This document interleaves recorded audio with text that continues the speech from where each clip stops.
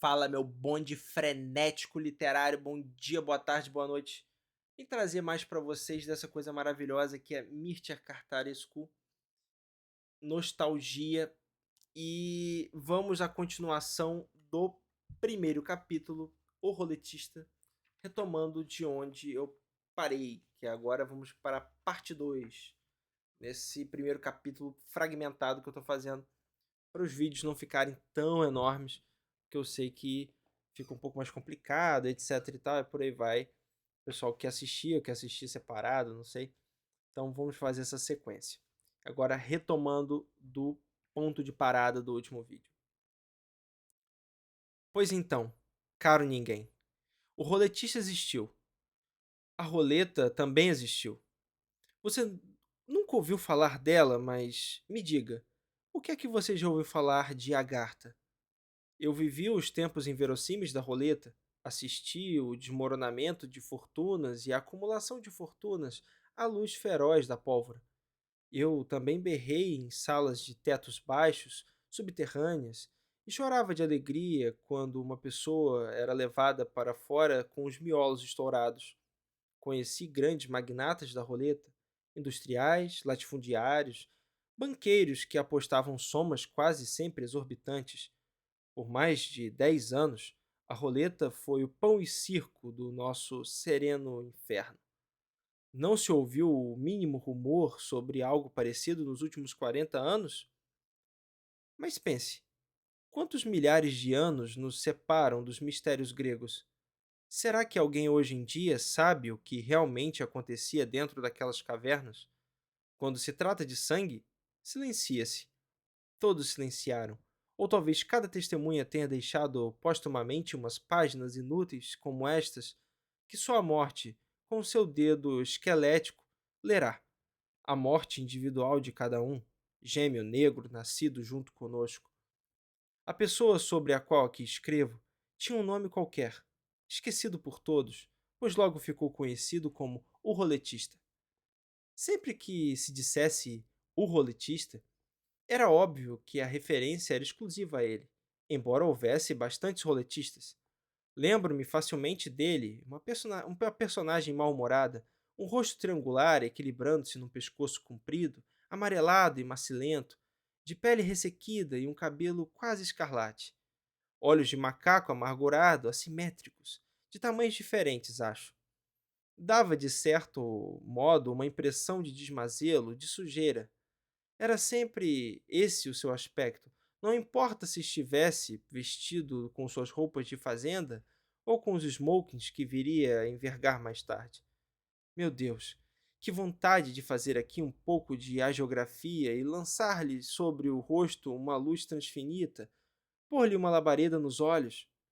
Mas é melhor eu comprimir as mandíbulas e engolir esses cacuetes miseráveis. O roletista tinha um rosto ensobrecido de camponês de posses, com dentes metade ferro, metade carvão.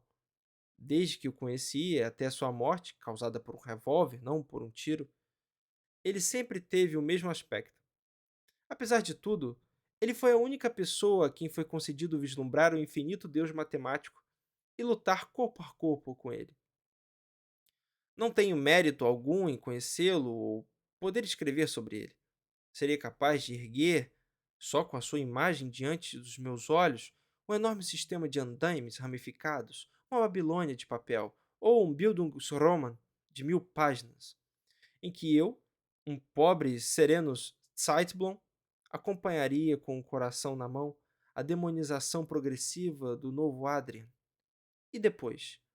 Mesmo se, por um absurdo, eu acabasse criando o que não criei em 70 anos de trabalho, ou seja, uma obra-prima, pergunto-me para quê? Para o meu objetivo final, para uma minha grande meta, a sombra da qual todas as obras-primas do mundo não passam de areia de ampulheta e flor de dente de leão? Basta listar em 3 linhas as etapas da vida larvar de um psicopata? O garoto brutal, de rosto sombrio, que corta insetos em pedacinhos e que mata aves canoras a pedradas. Apaixonado por bolinhas de gude e pelo jogo de arremessar ferraduras na estaca, lembro-me dele perdendo, sempre perdendo dinheiro, bolinhas, botões e em seguida armando desesperadamente brigas. O adolescente com momentos de fúria epilética e apetite erótico exacerbado, o preso condenado por estupro e banditismo. Creio que fui eu o único cúmplice em toda essa etapa tortuosa de sua vida.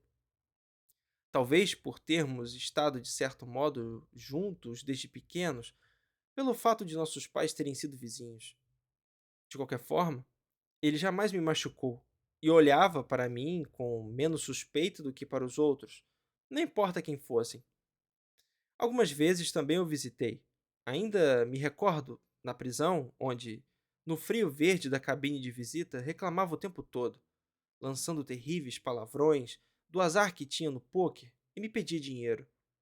Quase que chorava de humilhação por sempre perder, por não ser capaz de ganhar uma única parada dentre os milhares que jogava para ganhar o dinheiro dos outros. Dizia tudo isso sentado ali, num pedaço de tábua pintado de verde, um homúnculo de olhos avermelhados pela conjuntivite. Não, é impossível discorrer sobre ele de maneira realista. Como apresentar de maneira realista uma parábola viva? Qualquer truque, qualquer contorcionismo ou automatismo estilístico que se pareça minimamente com prosa me deprime, me nauseia. Cabe dizer ainda que, depois de sair da prisão, ele começou a beber e, não mais de um ano, entrou numa decadência horrorosa. Não tinha serviço e os únicos lugares em que podia ser com certeza encontrado eram os botequins ordinários, onde, aliás, acho que também dormia. Podia-se vê-lo zanzando de uma mesa a outra, vestindo daquela maneira inconfundível dos bêbados, o paletó direto sobre a pele, a barra das calças se arrastando pela calçada, pedindo uma caneca de cerveja. Várias vezes assisti à deplorável farsa, dolorosa para mim, mas ao mesmo tempo engraçada, que de vez em quando lhe pregavam os costumeiros clientes do botequim. Chamavam-no à mesa e diziam que ganharia uma cerveja, se puxasse, dentre dois palitos de fósforo que um deles segurava na mão, o palito mais comprido. Ele sempre puxava o palito mais curto, matando-os de rir. Tenho certeza de que jamais ganhou uma cerveja assim. Mais ou menos naquela época, algumas revistas começaram a publicar meus primeiros escritos e, pouco depois, publicou-se meu primeiro livro de contos, que até hoje considero a melhor coisa que já realizei. Cada frase que escrevia me preenchia de contentamento, sentia-me numa concorrência não com os da minha geração, mas com os grandes escritores do planeta. Aos poucos fui penetrando na consciência do público e no meio literário fui adulado e repelido violentamente em proporções iguais. Casei-me pela primeira vez e senti, enfim, que estava vivo. Isso, de certo modo, foi-me fatal, pois a escrita em geral não se adapta muito bem à abundante e à felicidade. É claro que já tinha esquecido do meu amigo ao reencontrá-lo anos depois no lugar mais inverossímil para ele, no restaurante do centro. A luz débil e alucinada de alguns cachos de candelabros com prismas de arco-íris. Estava tranquilamente conversando com a minha esposa enquanto meu olhar passeava pelo salão, quando de repente me chamou a atenção um grupo de homens de negócios que ocupavam uma mesa ostentosamente decorada.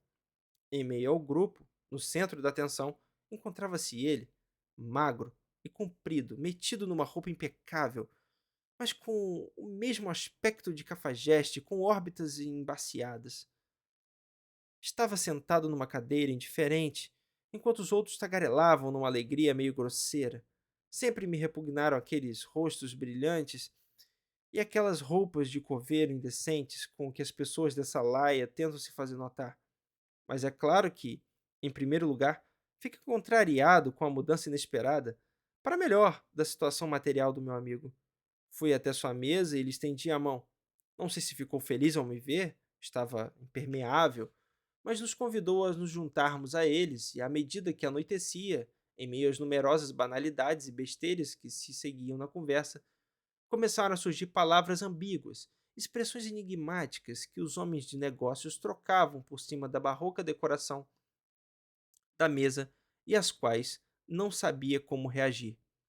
Algumas semanas depois daquele encontro, senti cheio de terror de haver entrevisto, mesmo que subconscientemente, perspectivas que se esfumavam na direção de um espaço em que definitivo não era o universo burguês em que vivíamos, mesmo sendo levemente colorido pelos caprichos da arte. Ademais, várias vezes tive a sensação na rua ou no meu próprio escritório de estar sendo vigiado, fiscalizado por uma instância indefinida que pairava dissolvida na atmosfera, como uma fumaça crepuscular. Agora sei muito bem que foi submetido a detalhadas verificações, pois me fora proposto começar meu noviçado no mundo subterrâneo da roleta. É isso aí, galera. Parte 2 do primeiro capítulo, O Roletista, do romance Nostalgia, de Mircea Cartarescu. Esse livro foda. Espero que vocês estejam gostando. É um dos meus livros prediletos. E é isso aí. Tamo junto.